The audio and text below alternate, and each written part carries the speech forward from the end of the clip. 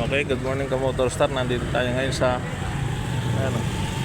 Welcome Barangay Tabon Tres, Cavite, Cavite. So may siniyay tayo dyan sa yan. May siniyay tayo dyan.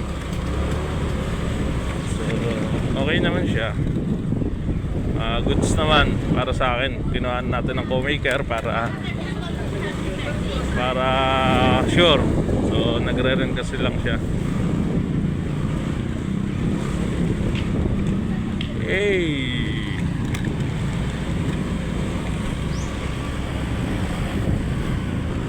Medyo malayo-layo din to mga ka-Motorstar.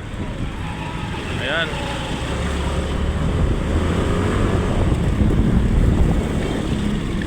Oo.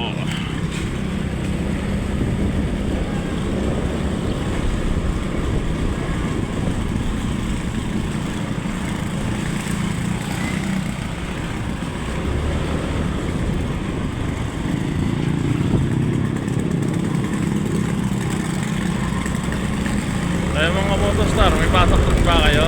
Kahit linggo?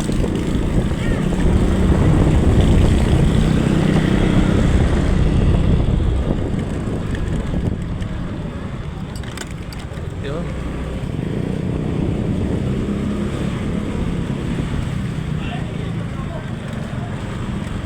Oh, ayun. Barangay yun.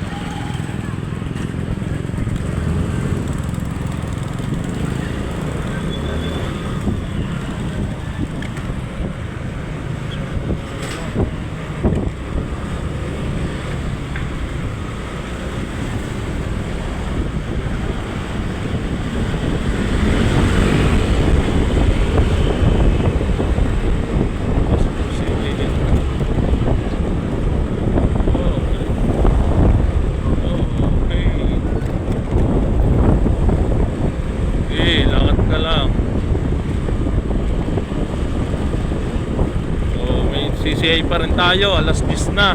Nag-aantay siguro yung isang yon kasi sabi ko, i-CCI ko siya ng baka mga 9:30. So inuna natin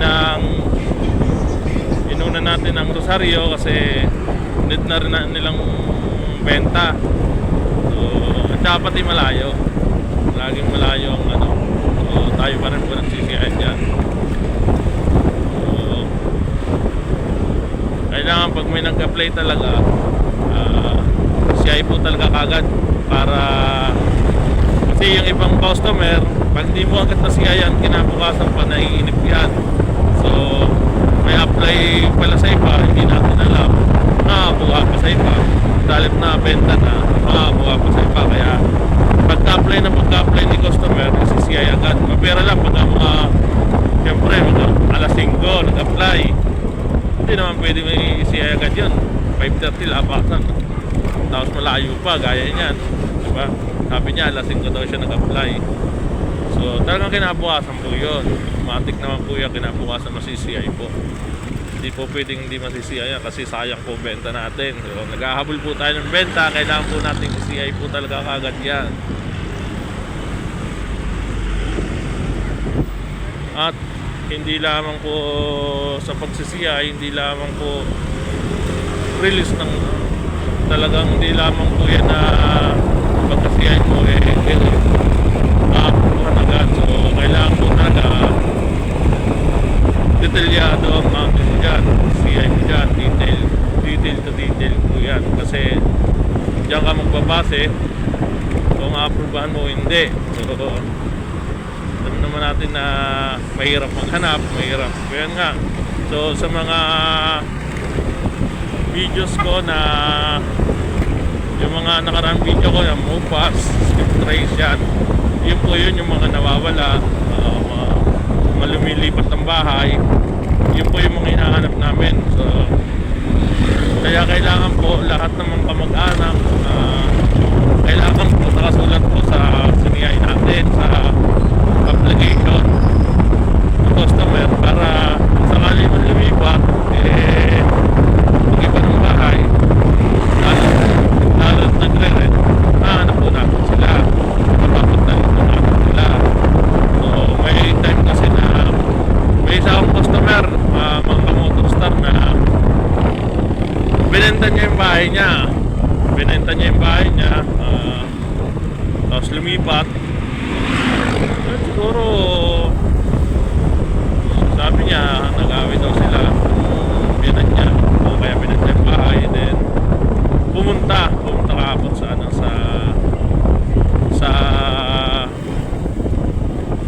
branch. Ayan, nag-uusap na gano'n. Kasi hinanap namin yun ng MOPAS o skip trace. Hinanap namin nung kami MOPAS. Nakita namin yung mga kamag-anak kasi nagtuturo sa ano yun eh. So, hindi ko nga ina-expect na makikita ko rin yung kamag-anak ko doon sa pinuntahan namin barangay. Pinuntahan nga, sinamaan kami. Sinama kami sa barangay, pinagtanong namin. Yun, siguro na-alarma si customer, hindi may nag-aaral pa kanila.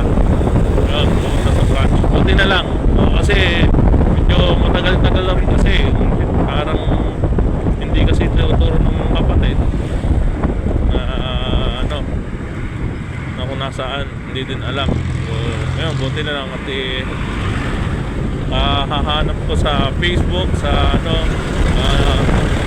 nakita ko, kumbaga natagpuan ko yung mga kamag-anak mismo. Pagtanungan ko yung mga kapitbahay, buti lang may marites, yun, pumunta siya kahapon. So maghuhulog naman siya, maghuhulog siya sa Asingko. Yun nga lang, Asingko pa.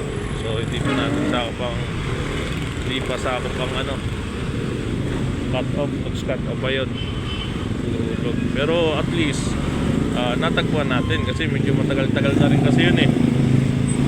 Medyo matagal-tagal na rin si customer na nawawala. Sabi ko nga sa kanya, bakit ang tagal mong nawala?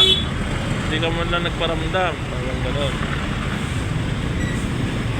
Buti pa ka upusa, nagpaparamdam eh. So,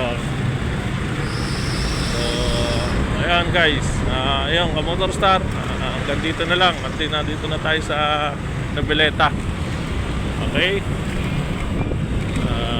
Happy Sunday ulit.